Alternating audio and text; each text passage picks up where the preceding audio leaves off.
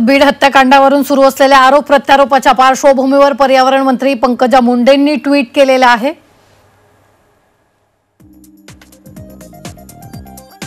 शक्तीशिवाय कुठलाही नकारात्मक ऊर्जेचा संहार होऊ शकला नाही। त्रिदेवही थकले की शक्तीचं आवाहन लागायचं। त्रिदेव कुणालाही वरदान द्यायचे आणि शक्ती संहार करायची।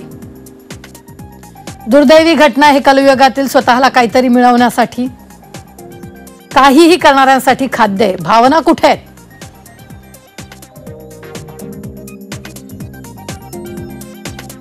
चिमुकल्याचे बलात्कार, पाशवी अत्याचार, निर्गुण हत्या थांबवणं शक्य आहे ना? पण कायद्यानं नियमानं ते राहिलं बाजूला, नुसती चिखलफेक। दुर्दैवानं सॉफ्ट टार्गेट आहे ती स्त्री। पवित्र प्राजक्ताची पवित्र फुलं सांडताना आजची समाजाची जमीन ते धारण करण्यासाठी संवेदनशील आहे, तरी शक्तीची दुसरीला साथ राहावी।